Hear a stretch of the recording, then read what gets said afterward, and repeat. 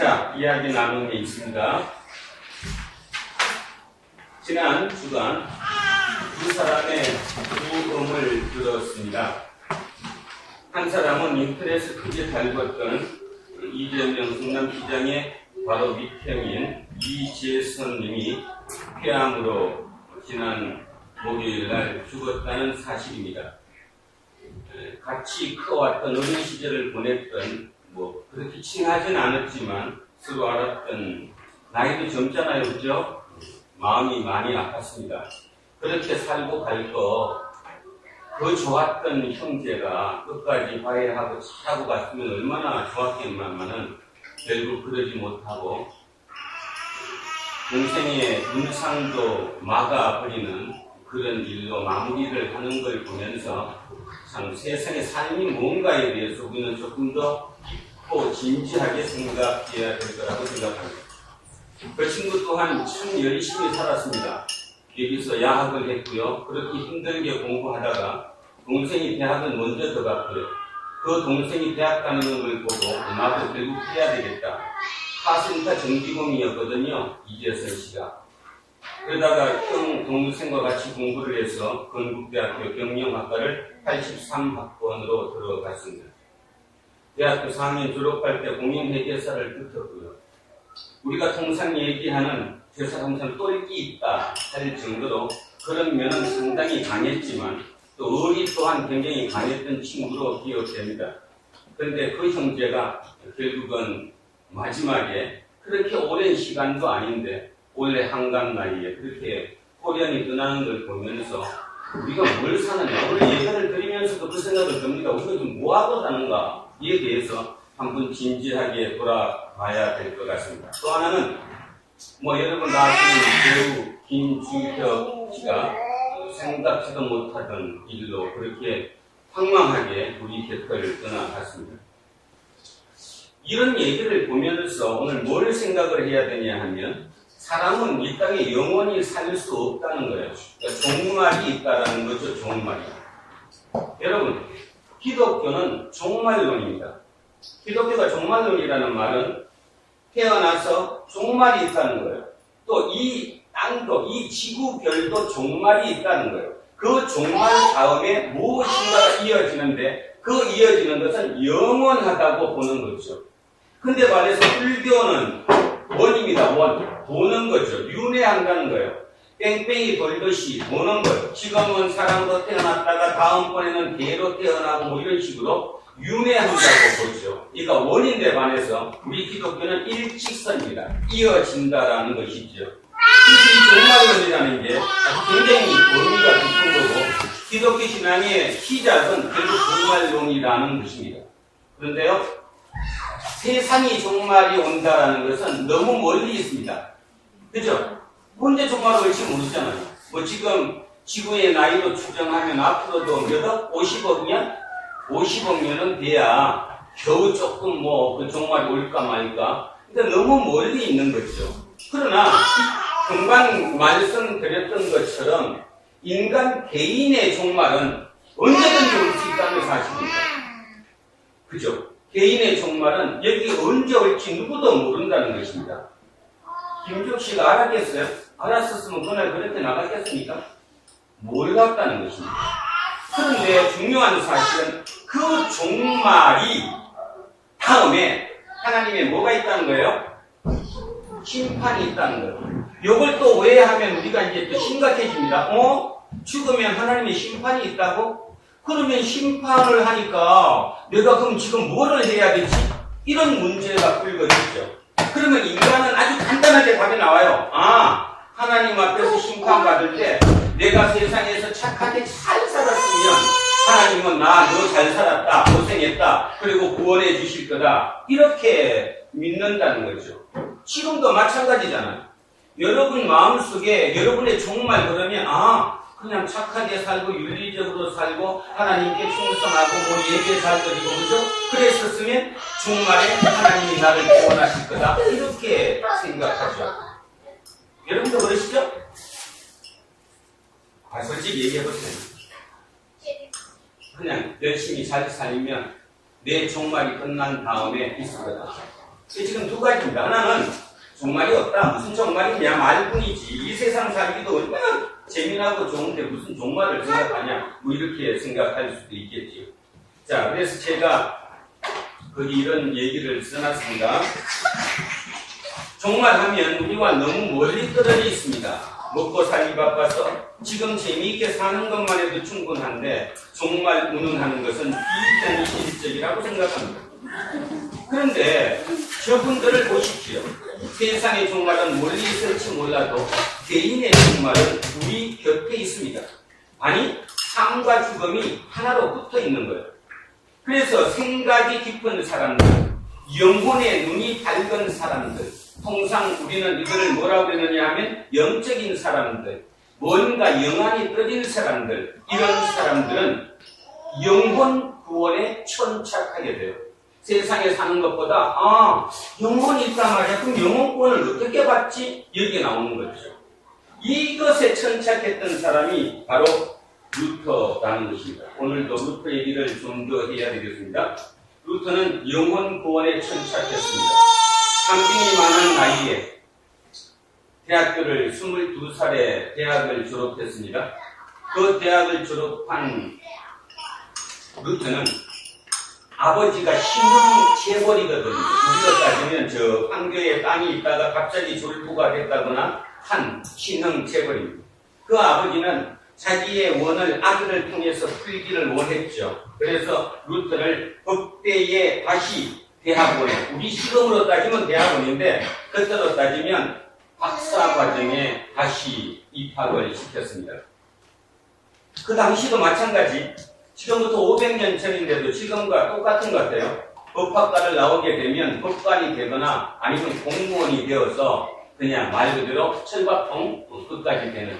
그러니까 모든 부모들이 그걸 원했던 거죠. 루터 또한 22살에 일반 대학을 졸업한 다음에 박사과정에 법대에 진학한 것을 자기 원 때문이 아니라 부모의 강권적인 입장에 의해서 이제 입학을 했어요.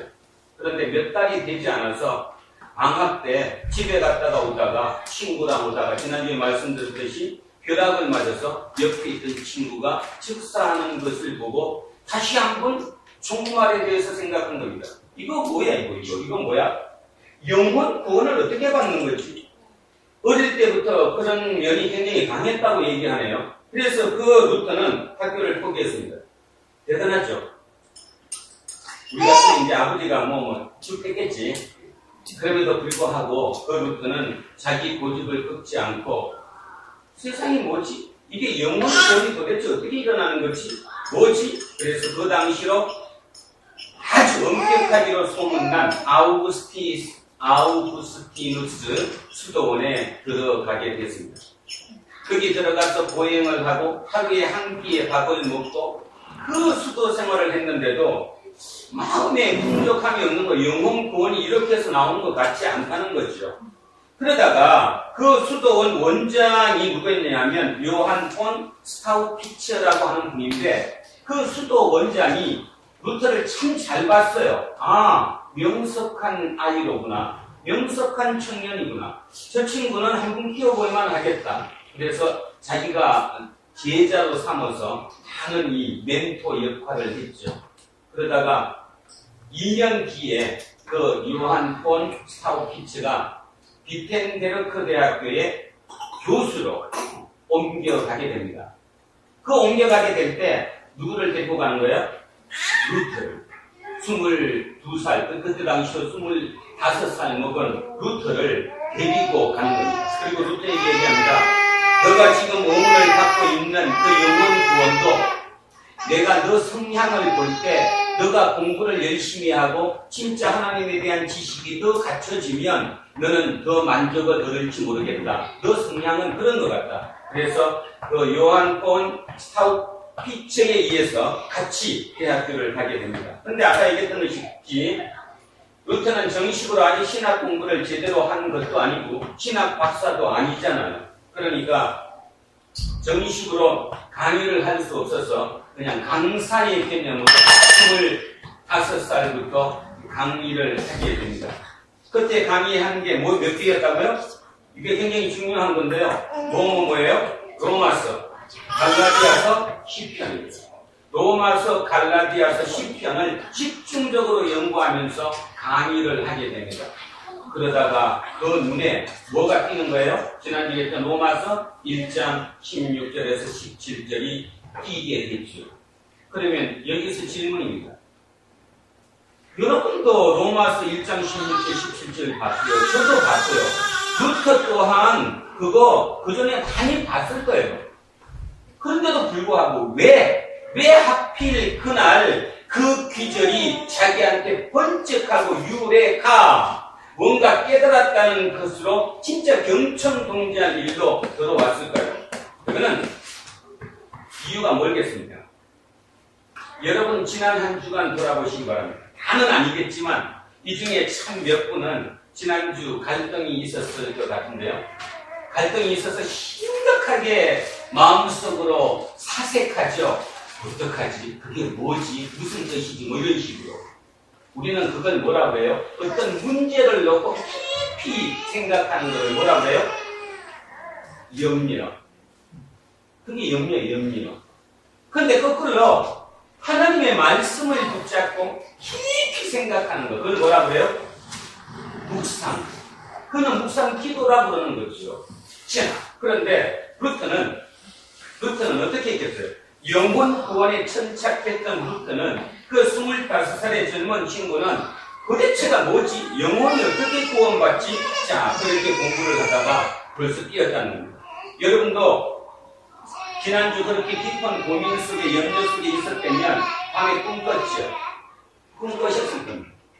저기요, 제 얘기에서 대단히 죄송합니다. 우리 집사람이 옮겼잖아요. 네. 건무처 주간 건물을 옮겼습니다. 11월 1일이죠. 그래서 처음에는 첫날은 너무너무 좋다고 갔다 오더니 그 이튿날 하루 갔다 와서 또 뭐 문제가 있다. 아휴, 밤새 잠도 안 자고 뒤척이는데 옆에서 얼마나 마음이 저 마찬가지 마음이 불편하죠. 뭐 안 그러겠습니까? 또 저 사람 되게 힘든가 보다. 적응을 못하는가 보다. 저도 밤에 꿈을 꿨어요. 이 얘기를 왜 하느냐 하면 루터를 얘기하는 겁니다. 여러분은 이런 얘기를 읽으면서 그 사람은 특별하니까 그냥 그렇게 뭘 봤나 보다 그러지만 그 뜻이 아니에요. 우리는 모두 살아가면서 날마다 그런 경험을 한다는 거죠. 자, 밤에 꿈을 꿨는데요. 개가 떴어요. 버스를 타고 가는데 맨 뒷자리에 저하고 제 아내랑 둘이 딱 앉아있는 거예요. 차가 가더니 덜컥하고 쓰는 겁니다. 다른 손님은 아무도 없는데 승객이. 근데 그 뒤에 있는 그 맨 뒤쪽 구석에 있던 에어컨 장치가 그냥 밑으로 툭 떨어져서 버스가 주저앉는 꿈을 꿨어요. 그리고 제가 눈을 떴죠. 이게 뭔 뜻일까? 분명히 의미가 있어요, 없어요? 해석을 못하는 거죠. 우리가 그거에 대한 정답을 못하는 것 뿐이지 하나님은 성령을 통해서 우리에게 날마다 어떤 계시를 주는 거죠. 계시를 줍니다. 그 해석을 지금도 저는 정확하게는 모릅니다. 근데 며칠 지난 흔적으로 봐보면 어저께 그 대표하고 우리 집사람하고 얘기를 잘 했는데 그냥 잘하더래요. 그래서 잘 넘어가는 거죠. 그게 어떻게 되는지 아직도 모르는 거예요. 그 꿈에서 제시해줬던 그 얘기가 어떤 의미인지 우리는 아직도 해석하지 못합니다. 그 시간이 흘러봐야 알겠죠. 똑같은 거예요. 루터는 오직 영혼 구원에 천착했어요. 지금 우리 아이들 보십시오. 여러분 옆에 자녀들 보십시오. 쟤들 머릿속에 뭐가 있습니까 지금? 어떻게 하면 돈 벌지? 어떻게 하면 회사 옮기지? 어떻게 하면 월급 더 받는데 가지? 어떻게 하면 공무원 붙지? 그러다가 취직을 해서 차 좋은 거 하나 사가지고 뽑아서 딱 운전하고 나가다가 김주혁처럼 되지 않으라는 보장이 세상에 어디 있나? 여러분은 여기 예배를 드리고 온 가장 큰 목적이 영혼 구원 때문에 오셨다는 사실을 잊어서는 안 됩니다. 진짜 잊어서는 안 됩니다. 그런데요, 교회에서 선포되는 얘기는 영혼 구원에 대한 선포가 아니라 육의 구원에 대한 선포입니다. 어떻게 하면 복 받고, 어떻게 하면 진급 잘하고, 어떻게 하면 사업 잘 되고, 어떻게 하면 우리의 좋은 대학 가고, 지금도 그렇게 이루어지고 있어요. 그래서 그걸 한 20, 30년 했더니 교인들이 완전히 세뇌당했어. 그래서 성경이 안 보여. 성경의 문구가 딱 그 눈으로만 보여요. 그 색안경을 끼고. 그죠? 지금 대한민국 교회가 막장 드라마를 쓰고 있습니다. 한쪽에서는 500주년을 기념해서 진짜 우리 생각을 바꿔야 한다 그러고 있는 반면 대한민국의 가장 큰 교회인 명성교회는 그 젊은 자기 아들한테 세습하기 위해서 노회의 부노회장까지 물려치고 노회장을 새로 뽑아서 통과시켰습니다. 어저께 장신대학교 교수 56명이 시국선언했고요. 말도 안 된다. 통합 측의 목사들 한 300명 모여서 지금 삐끗 들고 말이 안 된다고 얘기합니다. 제가 보건데 그냥 끝났습니다. 김삼환 목사는 어떤 수단과 방법을 써서도 할 것이고 그 10만 명 넘는 교인들은 하나님의 뜻이라고 할렐루야 할 것이라고 해요. 아시겠습니까? 우리가 지금 얼마나 심각한 곳에 있다는 생각을 전혀 갖지 않는다는 거예요. 전혀 갖지 않는다는 거예요. 루터의 그 시대와 지금의 시대가 그 99.9% 싱크로율이 일치한다는 거죠. 그 당시가 어땠습니까? 제가 거기 써놓은 것처럼 그 당시 레오 10세, 메디치 가문의 레오 10세가 교황권까지 잡았습니다. 여기 역사 공부를 조금 하신 분은 메디치 가문을 들어보셨어요. 르네상스 하면 떠오르는 가문 메디치 가문. 그 메디치 가문은 그 돈을 상업으로 번 돈을 문학과 학문 연구와 미술과 음악 이런 쪽으로 쓰게 만들었던, 그래서 르네상스를 일으켰다고 부르는 그 메디치 가문이 무슨 건까지 지어버렸어요? 교황권까지. 그래서 자기 가문에서 교황을 선출했습니다. 그 사람이 레오 10세인데요. 그 레오 10세가 모든 천장에다가 벽에다가 멋진 그림을 그렸죠. 대표적인 거 미켈란젤로의 시스티나 성당 맨 천장에는 뭐 그랬죠? 여러분 아시죠? 천장에 천지창조. 그 다음에 이 재단 옆에 밑에 재단 옆에, 그때는 재단은 우리처럼 마이크가 있던 것이 아니기 때문에 구석대기에 좀 위에 이렇게 설교단이 있습니다. 거기서 내리어로 이렇게 말을 하게 되니까요. 여러분 경험하셨을 건데, 작년인가 몇 년 전에 우리 그 우리 놀러 갔을 때 양평 용문 돔이 있었잖아요. 그때 말하면 울렸어요, 안 울렸어요? 적게 말해도 울려가면 잔뜩하죠? 바로 그거예요. 그 원리가 바로 그 성당이었거든요. 마이크가 없었으니까. 그러니까 그 사람들은 뭘 느낀 거예요? 거기서 신의 음성을 느낀 거예요.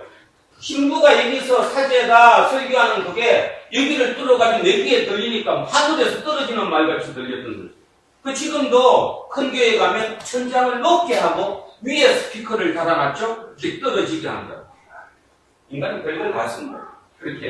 그렇게 해서 그 천장에는 천지창조를 그려놓고요. 밑에 옆에 재단 옆에는 최후의 심판을 그렸습니다. 대단하지 않습니까? 시작과 끝을 그렸어요. 시작은 천지창조고 끝은 최후의 심판입니다. 날마다 예배를 드리면서 그걸 보겠죠. 하나님이 저렇게 우리를 창조하셨고 하나님 우리를 이렇게 마지막 최후의 심판하실 거라는 그것을 만들었던 미켈란젤로는 제가 생각하기 대단했던 사람 같아요. 그런 거를 그린 자체를 보면. 자, 또 동시대에 누가 있었냐 하면 라파엘로가 있었는데, 라파엘로도 성당에다가 아테네 학당이라고 하는 사람들 공부하는 모습을 그려놨죠.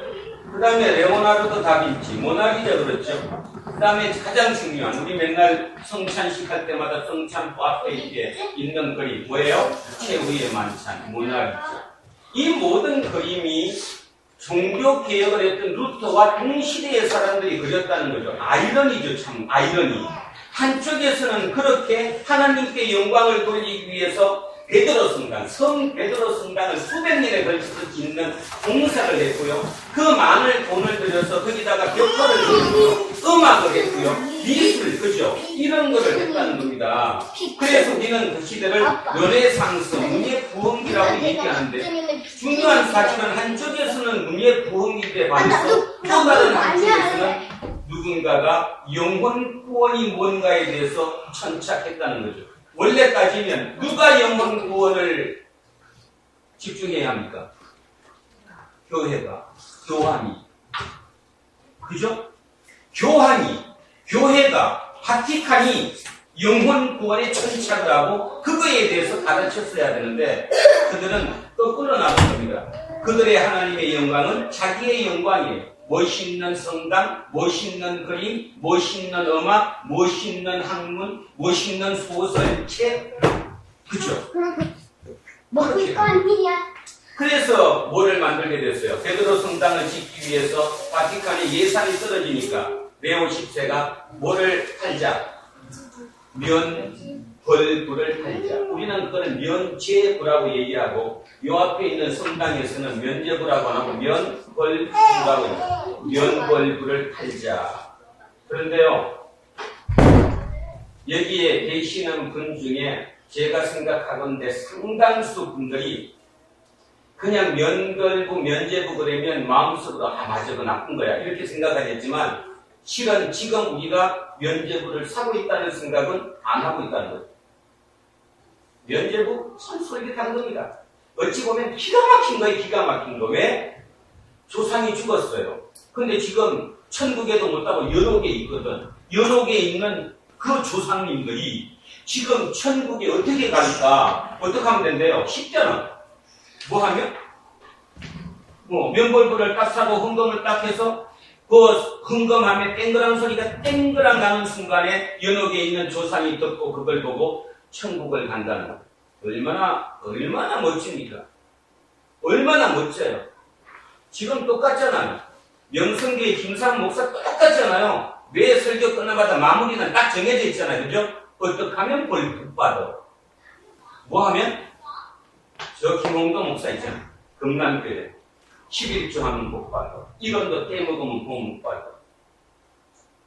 딱 정해졌어요. 주일 성수 잘하면 돼. 적어도 집사나 교회 권사나 장로가 돼서 주일 빠지면 벌 받는 거예요. 그리고 진짜 간혹가다 그 중에 교통사고나 봐라. 너 눈으로 봤지? 일요일날 교회 안 나오고 골프장 가다가 사고 나잖아. 바짝 맞아 들어가거든. 얼마나 편한지 몰라요. 그 편함으로 받아들이는 것은 누구 때문이냐 하면 여러분 자신의 문제라는 건데, 여러분 자신의 문제.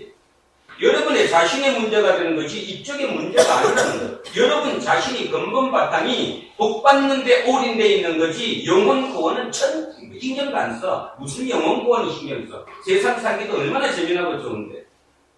근데 금방 간다니까요. 내 친구 이재선이가 진짜 그렇게 죽을 거 알았으면 절대로 지동생하고 안 싸워. 걔 그렇게 싸우는 거 아니에요. 10대 때 만났던 그 친구가 그렇게 남들 보는 것처럼 그럴 건 아니거든. 안 싸운다고. 그런 생각 모르겠어요? 여러분이라면 내모레 죽을 거 알았다면. 그런데요, 우리는 지금 그 생각을 안 갖고 사는 거예요. 정말이 없어요. 어떻게 하든 내가 이 땅에서 뭔가를 보여주는 게 하나님의 뜻이라고 생각합니다. 루터는 그걸 깨달은 거예요. 뭘 깨달았어요? 죽는구나. 종말에 죽을 때 내 생명이 완성되는 거구나. 제가 여기 맨날 기도할 때 생명 완성을 마지막이라고 써놓는데 여러분은 맨날 읽으면서도 저게 뭔 말인지 못 알아들어요. 자, 잘 생각해 보세요. 왜 내 생명의 완성이 종말인가요? 지금은 그냥 있으니까. 근데 내 숨이 목숨이 딱 끊어졌어요. 그러면 남는 그 생명, 새로운 생명, 그 영생이라고 부르는 그 생명은 그때 새롭게 시작하는 거 아니에요? 내 생명의 완성은 그때 되는 거죠. 내 목숨이 끊어질 때 내 생명의 완성이 되는 거라. 여러분 보셨을 겁니다. 이 연세 드신 분은. 연세를 들지 않았더라도 우리 집사람 같은 경우는 지금 근무하는 그 근무처 자체에서 죽음을 참 자주 접하게 됩니다. 죽음을 접할 때 마지막 모습을 보면 누구든지 고개 끄덕입니다. 며칠 전에도 저한테 그러더라고요. 진짜 죽을 때 그냥 죽는 게 아닌가 봐. 누가 오나 봐. 우리가 얘기하는 저승사자가 오나 봐. 성경에도 오죠. 성경에도 옵니다.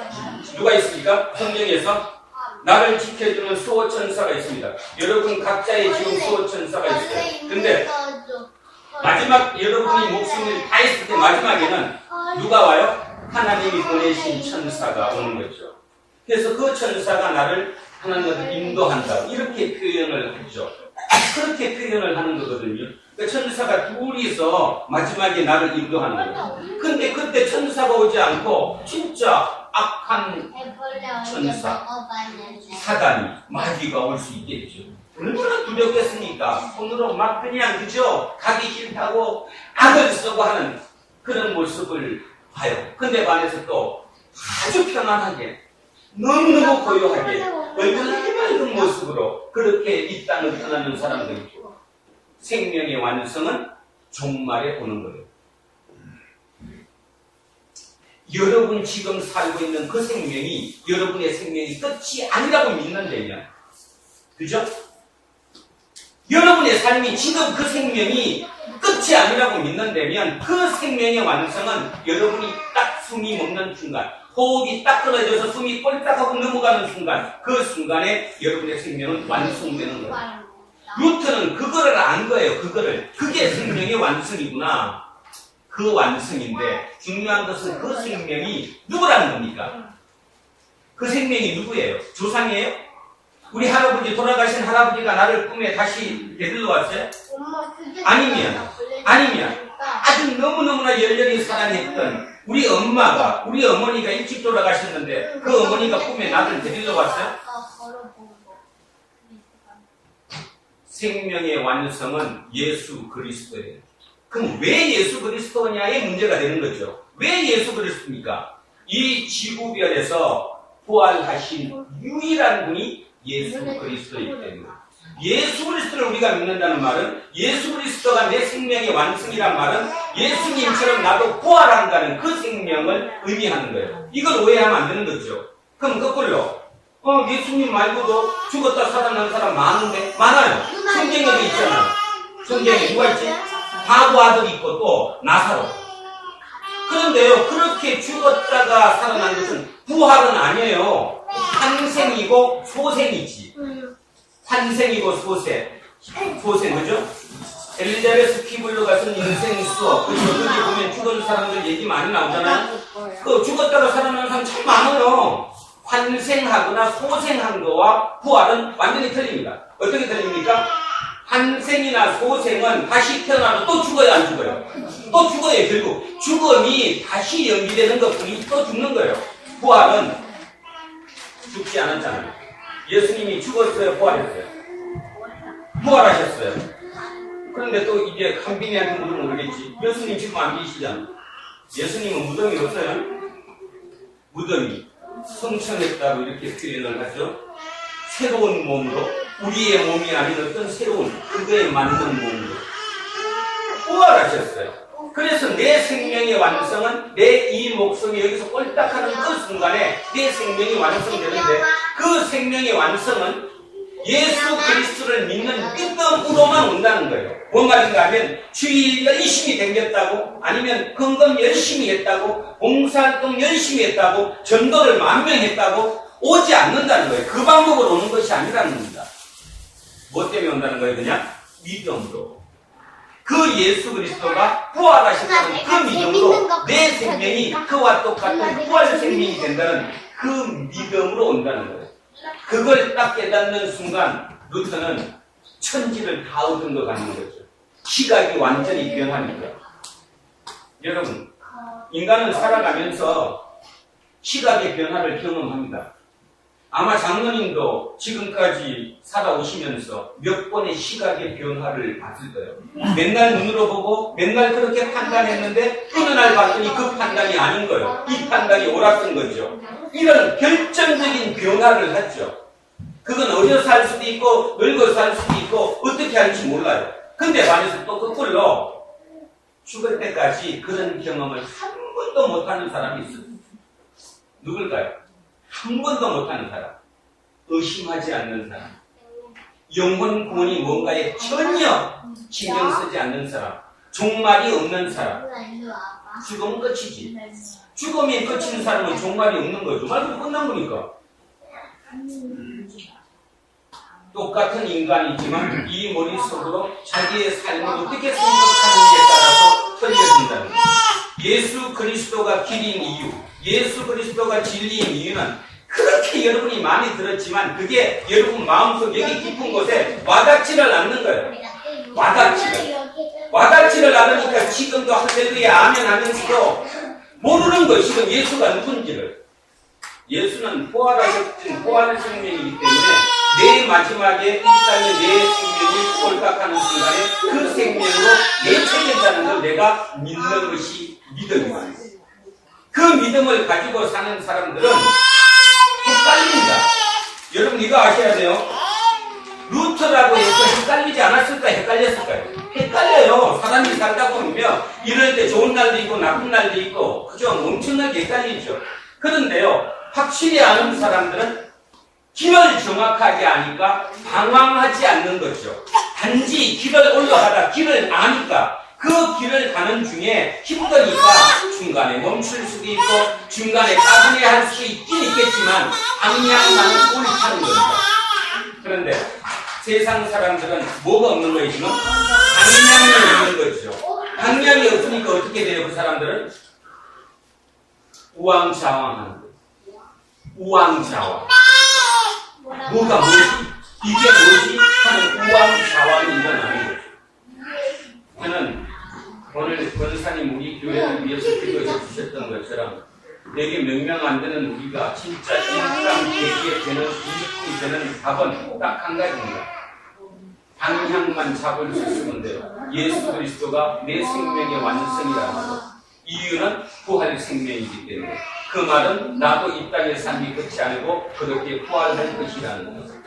그것이 최우선이에요. 그거는 돈 주고 살 수 있는 것도 아니고 내가 열심을 해갖고 내가 얻을 수 있는 것도 아니에요. 오직 누가 주는 것뿐이에요. 하나님께서 우리에게 주시는 것뿐이에요.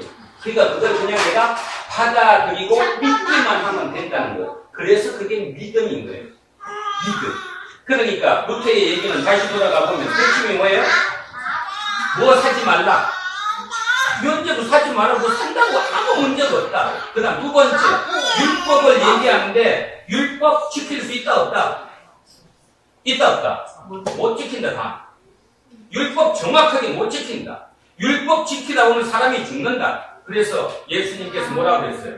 마태복음 11장 28절 수고하고 무거운 짐진 자들아 다 내게로 오라. 내가 너를 편히 쉬게 하리라. 수고하고 무거운 짐이 뭐였어요? 율법이에요. 율법. 여러분도 지금 삶 속에서 율법을 다 못 지키죠. 그러니까 율법은 기준은 될 수 있지만 그걸 다 지킬 수가 없다는 거예요. 그래서 그는 무거운 짐이 됐기 때문에 그걸 너는 구원받을 수 없다는 거예요. 두 번째 하나. 두 번째 또 있습니다. 세상. 세상의 힘, 세상의 능력, 세상의 권력, 세상의 부, 세상이 얘기하는 진짜 멋들어진 것. 그것도 우리를 구원할 수 없다는 거예요. 바울 입장에서 보면 바울 입장에서 두 가지잖아요 지금. 여기는 이스라엘, 유대인들이 하는 율법이에요. 여기는 로마라고 하는 로마 제국의 힘이에요. 힘. 요걸로도 구원 안 되고 요걸로도 구원 안 되는 거잖아요. 그래서 오직 누구라는 거예요? 예수 그리스도. 십자가에 돌아가셔서 부활하신 예수 그리스도만이 뭐라는 겁니까? 영혼 구원을 할 수 있다고 믿는 거예요. 그래서 로마서 1장 16절 17절이 그 눈에 확연하게 띈 거예요. 공부를 하니까 그게 온 거예요. 기쁘면서 꿈으로 온 겁니다. 고민하다 보니까 하나님이 그걸 알려주신 거예요. 그래서 결론, 루터가 목표를 걸고 나는 종교개혁을 할 거야. 이 세상을 바꿀 거야. 그래서 종교개혁이 된 게 아니고 내 영혼을 어떻게 구하지? 이쪽에서 얘기하는 거 들어보면 다 지키면 된다고 그러는데 그거 지켜갖고 아무리 봐도 구원 못 받을 것 같아. 이쪽 세상은 얼마나 솔깃하게 얘기해요. 루터의 아버지는 광산업자입니다. 지금에서 요즘으로 따지면 졸부예요. 돈도 많아요. 그중 내가 진짜 아버지 명대로 법대에 진학해서 법학 박사를 취득하는 순간 그죠? 내 부인도 진짜 이름 있는 집안의 유명한 부인과 세상을 업시킬 수 있어요. 근데 이것도 구원이 아닌 것 같은 거죠, 지금. 구원은 오직 예수 그리스도구나. 영원 구원이구나.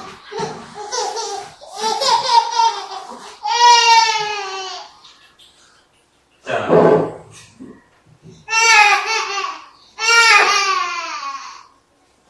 오늘 1cm는 큰다.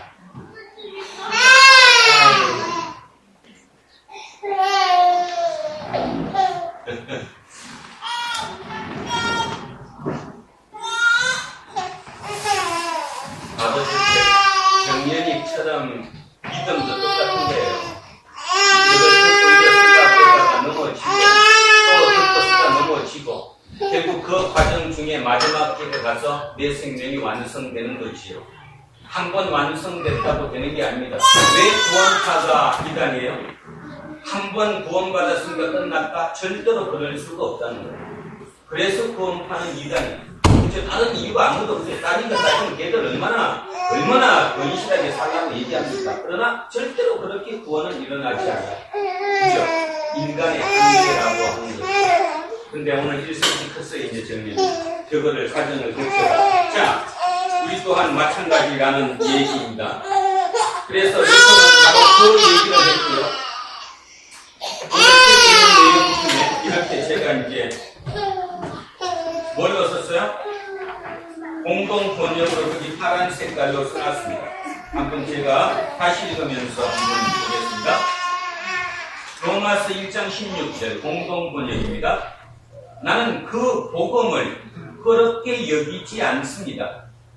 복음은 먼저 유다인들에게 그리고 이방인들에게까지 믿는 사람이면 누구에게나 구원을 가져다 주시는 하나님의 능력입니다. 복음은 하나님께서 인간을 당신과 올바른 관계에 놓아주시는 길을 보여주십니다.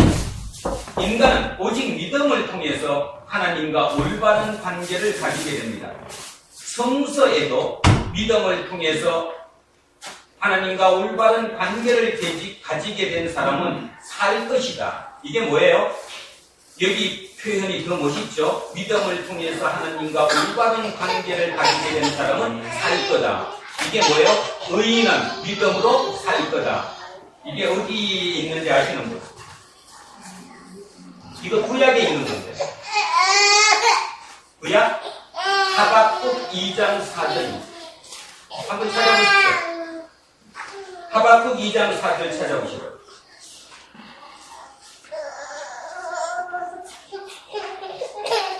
자, 이한빈 하박국 2장 4절 찾아서 읽어봐.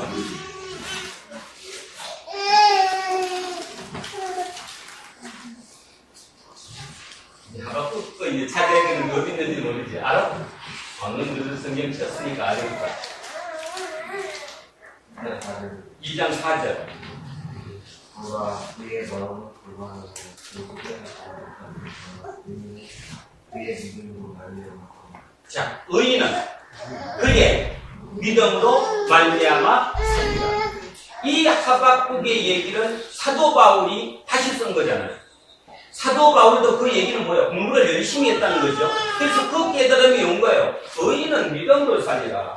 이거를 1500년이 지나서 누구가? 루터가 다시 한번 이 문구에 손든 거죠, 이제. 그 믿음으로 사는 거구나. 하나님과 올바른 관계에 든 사람들은 오직 믿음으로 사는 거구나. 영혼 구원은 하나님의 믿음으로만 이루어질 수 있다. 이 뜻을 얘기한 거예요. 그러니까 텀을 둔 거죠. 그 텀을 두고 이렇게 이어지는 것입니다. 자, 그래서 다시 한번 읽습니다. 이번에 공동번역으로 같이 읽는 거 여러분 한번 다시 읽어보시기 바랍니다. 자, 시작합니다. 시작. 나는 그 복음을 그렇게 여기지 않습니다. 복음은 먼저 유다인들에게 그리고 이방인들에게까지 믿는 사람이면 누구에게나 구원을 가져다 주시는 하나님의 능력입니다. 복음은 하나님께서 인간을 당신과 올바른 관계에 놓아주시는 길을 보여주십니다.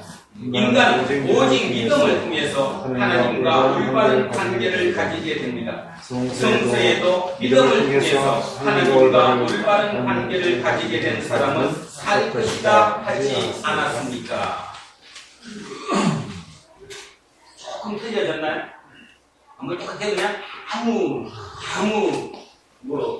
그게 없어요?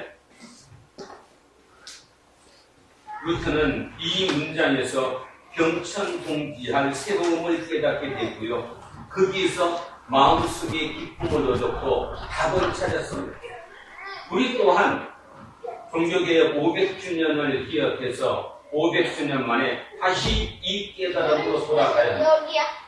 그거로 돌아가지 못하고 아직도 세상이 나를 구원해 준다고 믿는다거나 아니면 지키면 주일 성수 잘하면 건강 잘하면 어떤 신앙생활을 잘하면 내가 구원받을 수 있다고 믿는다면 여러분 또한 그 당시에 그 사람들과 하등의 영향이 없다는 거죠.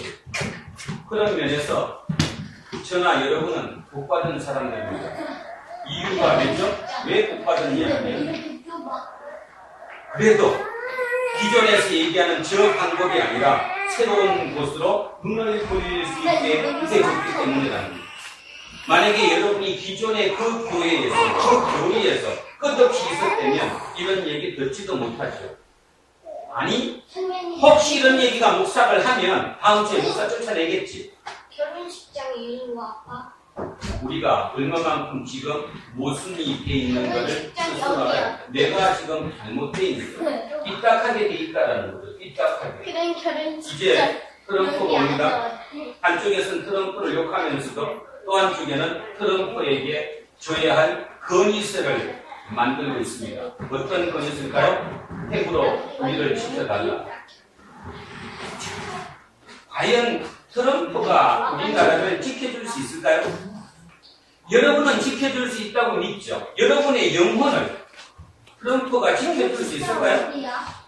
절대로 없습니다. 왜냐하면 인간은 유한하기 때문이죠. 미국도 유한합니다. 미국도 결국은 망할 거예요. 물론 우리 죽기 전에 안 망할지 몰라도 우리 죽고 난 다음에 미국이라는 나라 없어질 거예요. 로마가 없어졌던 것처럼. 중국도 없어질 겁니다. 대한민국 없어질 거예요. 그래서 저는 요즘 이렇게 얘기하잖아요. 앞으로 우리나라 인구가 줄어들면 대한민국 몇 개인다. 그런데 신경 별로 안 써요.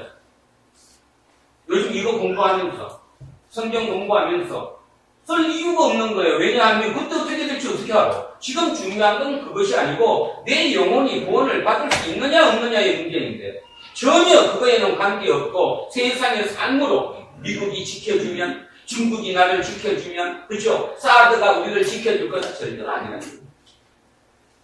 뭘로 보면 알아요? 역사로 보면 알잖아요. 역사로 보면 로마는 안 망했어야 되는데 로마는 망했어요? 안 망했어요? 망했어요. 로마도 망했어요. 2200년 인류 역사상 가장 오래 지탱된 그 역사 2200년 다른 나라에 비해서 우리나라도 참 오래 갔죠. 신라도 1000년을 갔고요.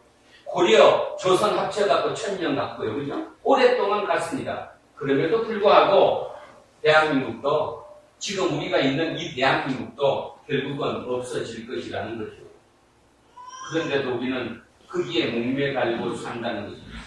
오늘 거기에 목매달지 않고 살았던 사람의 얘기가 오늘 본문입니다. 누구죠? 고넬료. 자, 이양들. 고넬료. 자, 고넬료로 이제 들어가 보겠습니다. 이 고넬료도 가만히 생각해 보면 이탈리아 부대의 부대장. 쉽게 얘기해서 백부장이었어요. 이탈리아 부대는 백부장이 6명입니다. 그러니까 총 명수가 몇 명일까요? 백부장이 6명이니까 600명.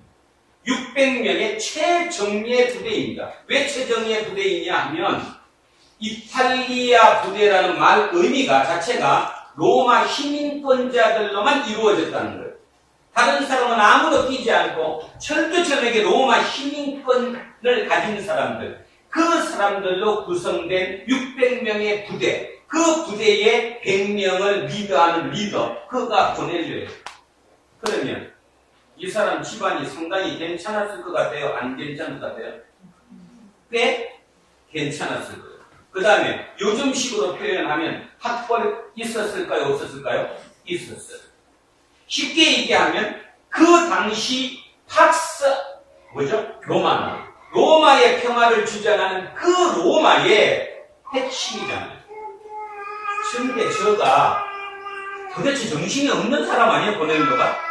왜 정신이 없냐 하면요, 지가 30 정도의 나이에 한 부대의 부대장이고, 자기 아버지가 로마인이고, 자기 로마 시민권 가졌고, 학벌도 있고, 머리에 든 것도 있고, 뭐 전혀 세상에 구원에 대해서 신경 쓸 필요가 없어요.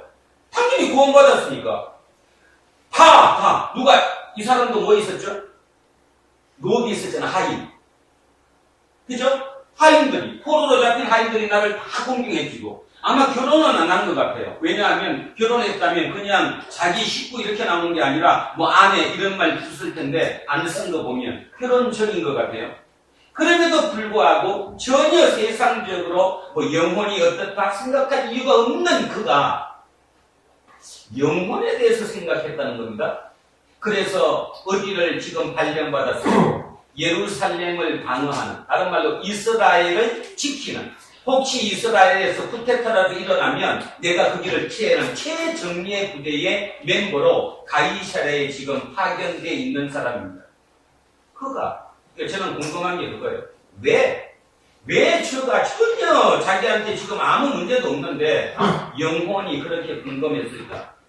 그래서 유대교에 입회를 했을까? 물론 세례는 안 받았어요. 할례를 아직 받기 전이니까. 자, 받았을까?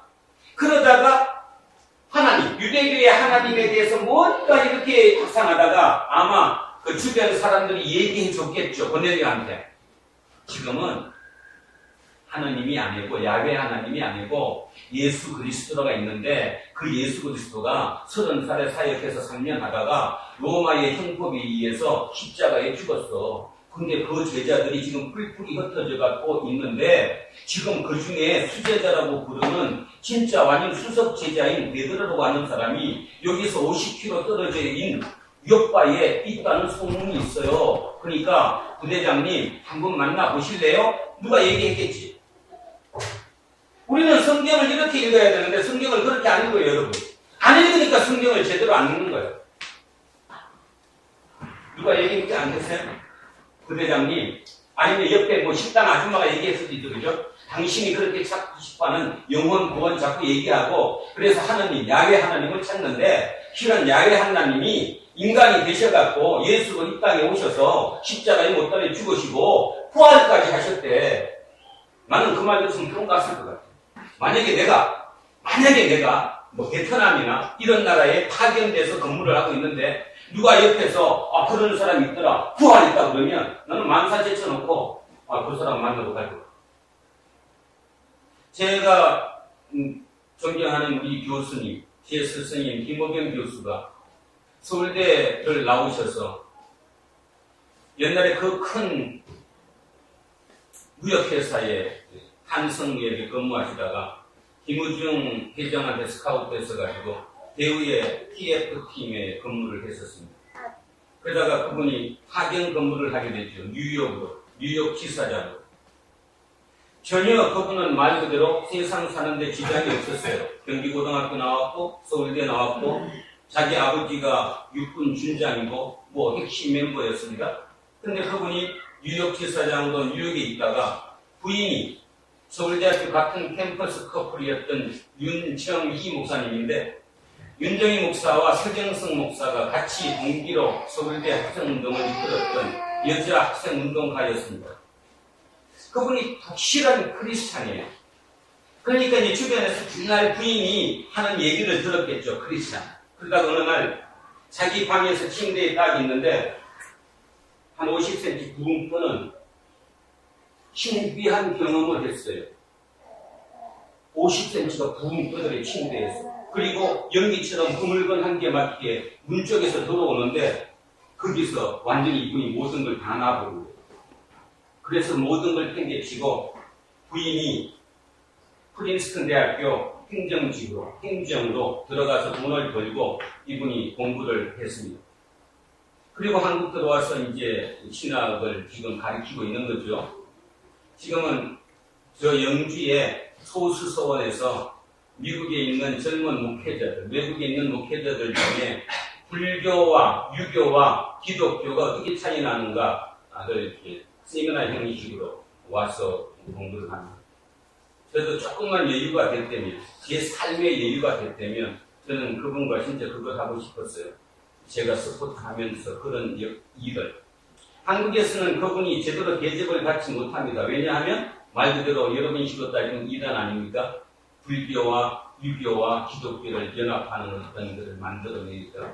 그러나 인명사전에 보면 아시겠지만 옥스퍼드의 성령론을 직접 쓰신 분이시고요. 세계적인 학자입니다. 제가 얘기하는 것은 그분의 잘남을 얘기를 하는 게 아니라 그분의 경험을 얘기하는 겁니다.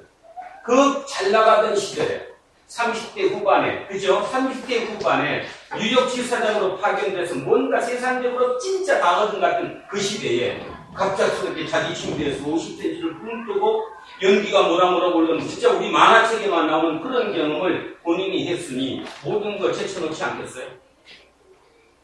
그죠? 그래서 미국에서 가장 큰 교단이고 세계에서 가장 큰 교단이 남침례 교단입니다. 우리나라 김장환 목사, 수원 침례교회 김장환 목사님을 한국에서는 뭐 그러지만 그분을 세계적으로 인정하는 이유가 바로 전 세계 3억 명의 남침례 교단의 총회장을 지낸 분이에요. 아시겠습니까? 그래서 이번에 누구 올 때도, 이 트럼프 올 때도 지금 문재인 대통령의 중간 역할을 김장환 목사가 하고 있는 겁니다. 왜냐하면 그분의 영향력이 그 정도로 크니까. 한 나라의 대통령보다 더 큰 미국의 남침례 교단의 총회장을 지낸 목사입니다. 자, 그럴 정도. 그래서 그분이 남침례 교회의 그 신학교를 갔어요. 이 김어빈 교수님이 그 신학교에서 새벽 4시 반이면 일어나가지고 새벽 기도를 운동장 딱 가운데 무릎 꿇고 했대요. 남의 눈에 얼마나 신기하게 보였겠습니까? 그죠? 동양 사람이 저 정도로 열정인 걸 보면. 쉽게 얘기하면 그분은 첫 사역이 전부 다 환상이었고 눈으로 보는 거였고 계시였고 방언이었습니다. 전혀 지금하고 딴판이었던 거죠. 그분이 어느 날 그 가운데 무릎 꿇고 기도하는데 채플, 교회죠. 그 학교, 대학 교회의 그 땅에서 피가 막 줄줄줄 흐르더랍니다. 뭔가 봤더니 인디언의 피라는 거예요. 그 자리가 인디언을 죽이고 세웠다. 그 마을을 없애고 세웠다. 그래서 이분이 그거를 환상을 보고 쇼크를 받았어요. 이거 안 되겠다. 그래서 최초로 남침례 교단에서 프린스턴 신학교로 옮겨갔습니다. 프린스턴에서 받아줬고요. 편입생으로. 사람은, 제가 이렇게 하는 이유는 사람은, 여러분은 이런 신비한 얘기를, 뭐 이렇게 환상이 나타나갖고 내 기도를 들었다 이런 얘기를 그냥 듣는 거지만 실은 그런 것이 미리 선입관념으로 어느 게 딱 들리는 순간 내가 꿈을 꾸든 어떤 방법으로든 그것을 보게 된다는 사실입니다. 믿으십니까? 저는 그 교수님을 물론 하나님이 선택했다고 믿지만 그 부인, 그죠? 사모님, 윤정희 사모님의 그 헌신 저는 결정적인 역할을 했다고 믿습니다. 믿지 않는 그 남편한테, 오직 머리로 사는 그 남편한테, 세상의 힘으로 사는 그 남편한테 그래도 하나님 그 얘기를 얼마나 했으면 그분이 붕 뜨는 경험을 했겠어요. 저는 떴다 안 떴다가 중요한 것이 아니고 그분이 그 경험을 했다는 사실이 중요합니다. 여러분 이해하십니까? 예, 똑같습니다. 고넬료가 이 환상을 봤다는 것을 여러분은 성경을 잘못 읽으면 나는 왜 안 보지? 나는 여러분도 맨날 봐요. 단지 그 정도로 절박함이 없는 거지. 진짜 절박함이 있으니까 그게 보인 거예요. 이 얘기는 분명히 누군가 옆에서 전달한 거고. 백부장님, 예수가 있는데요. 십자가에 죽었다가 3일 만에 부활했대요. 부활하신 그분이 있는데 그 수제자가 지금 여기서 50km 옆바에 와 있답니다. 한번 불러보세요. 얘기했겠지. 그러니까 속으로 얼마나 고민이 많았겠어요. 진짜일까 가짜일까. 저 같았어도 부릅니다. 저는 부를 것 같아요. 이유 불문. 너무나 영혼이 궁금하니까. 그래서 불렀어요? 안 불렀어요? 불렀어요. 그랬더니 왔어요? 안 왔어요? 베드로 왔어요? 안 왔어요? 원래는 오면 돼? 안 돼? 그렇죠. 세상적인 법으로 오면 안 되지. 유대인이 이방인 집에 못 들어오는데 들어왔잖아. 그래서 역사가 시작된 거예요. 어쩌면 나중에 사도 바울이 로마에 갔을 때 이미 로마에 교회가 있었어요? 없었어요? 고넬료가 핵심 멤버였을지도 모르지 않는 겁니다. 그죠? 하나님의 역사라는 것은 그런 거예요. 고넬료는 자기 역할이 그거예요.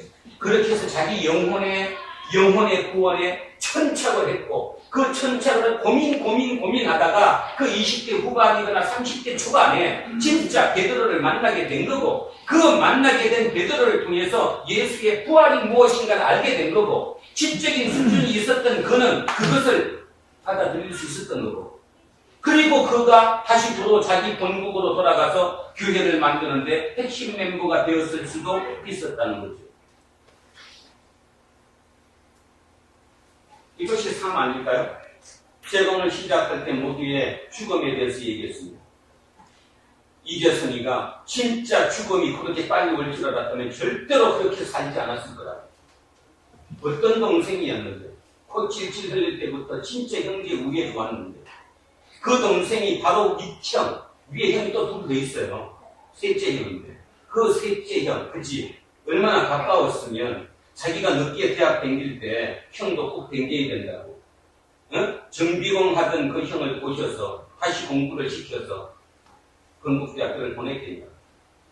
그랬던 그들이 불과 30년도 안 돼서 진짜 세상에 쪽팔린 정도가 아니라 온통 인터넷에 도배를 하고 서로를 죽이지 못해서 싸우는 그런 일을 왜 했겠어요? 삶의 우선은 하나님 나라. 저는 진짜 확실히 하고 있습니다. 우선 순서. 왜냐하면 그게 방향이기 때문에요. 그 방향을 잡아놓고 가는 과정에서 흔들릴 수는 있지만 적어도 막 흔들리는 거. 방황하지는 않는다는 거예요. 방향을 아니까. 그런데 방향을 몰랐어요. 이재선 그 친구는 방향을 몰랐고요. 김주혁 씨 제가 보건데 물론 굉장히 착하고 선하게 살았지만 방향은 몰랐어요. 그런데 너무 졸지에 그 종말이 내 앞에 닥친 거예요. 여러분 어떻게 하셨습니까? 오늘도 이 교회를 딱 나가는 순간 오직 머릿속에서는 어떻게 하면 더 벌까? 어떻게 하면 진급할까? 어떻게 하면 더 오락을 즐기고 재미나게 살까? 가 우선입니까? 아니면 방향입니까? 그 방향 하지 못하면 우리 또한 명성교회 교인과 하나도 다를 바가 없습니다. 진짜 다를 바가 아무것도 없어요. 뭐가 차이나? 그래도 이 작은 교회를 하나님이 복 주신다고 믿고 우리는 그래서 주일마다 그 먼 곳에서도 여기를 나오는 거예요. 왜냐하면 진짜 하나님의 메시지가 여기 있다고 믿으니까.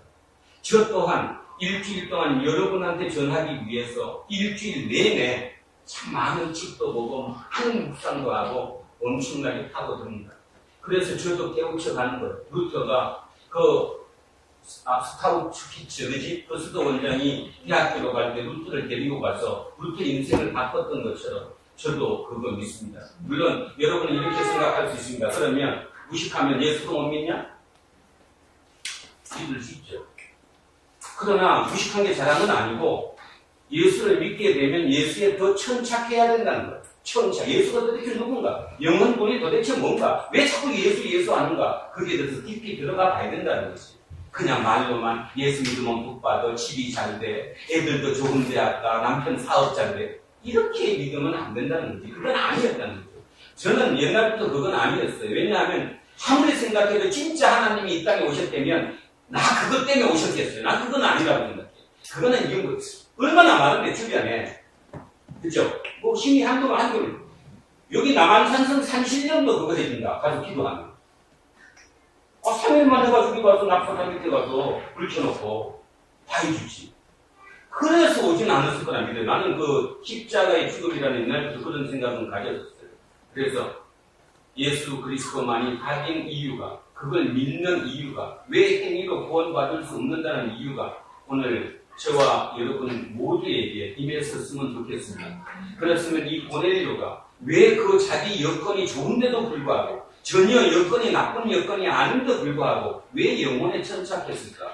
그리고 왜 천착해서 지금 이 과정이 장장, 10장이라는 한 장 전체를, 성경의 한 장 전체를 고넬료라는 이름으로 도배를 했을까를 깊이 묵상하는 다음 한 주간 우리 모두가 되셨으면 참으로 좋겠습니다. 기도하겠습니다. 하나님, 오늘 고넬료 얘기를 들었습니다. 그리고 이 얘기가 시사하는 바, 의미하는 바가 무엇인지도 깨닫게 해주셔서 참으로 감사합니다. 따지고 보면 하박국이 의인은 믿음으로 산다는 그 말을 통해 이어져 왔던 그것이 사도 바울을 통해 온전히 굳건해졌고 그로부터 1500년이 지나 루터에 의해서 다시 한번 그 말씀이 루터의 마음속에 새겨지고 성령의 깨닫게 하심으로 말미암아 온전히 새로움을 발견했던 것처럼 그래서 그 시대를 구원했던 것처럼 물론 그럼에도 불구하고 인간은 가장 편한 것이 편한 게 좋기 때문에 무엇인가를 생각하고 무엇인가에서 천착하는 것은 싫어하는 그런 인간 때문에 모두가 다 그렇게 호응받지는 못하지만 하나님의 말씀하셨던 것처럼 이 사다리 통치하는 이 세상에서는 오직 의인 1명, 의인 5명, 의인 10명만 있으면 이 세상이 굴러가면 합니다. 우리는 오늘도 그 의인 10명 중에 들어가기 위해 오늘도 하나님의 말씀을 들었습니다. 우리의 삶이 힘듭니다. 어렵습니다. 나가자마자 고민이 닥칩니다. 세상에 살아가면서 내가 이렇게 살아야만 될까 하는 생각도 가집니다. 그러나 잠시 틈을 내어 그것보다 내 방향이 옳은가를 먼저 점검하며 그 모든 것을 나갈 수 있는 그래서 성경에서 사도 바울이 고백했던 것처럼 내가 그 길로 가면 모든 것이 넉넉히 갈 수 있다는 내게 능력 주시는 자 안에서 나는 모든 것을 이기고 하고 할 수 있다는 그 고백이 우리 두란노 공동체 모든 고백이 되는 실제로 체험의 고백이 되는 기적의 역사가 다음 한 주간 우리 삶 속에서 일어날 수 있도록 도와주십시오. 감사드리며 거룩하신 예수 그리스도 이름으로 기도합니다. 자,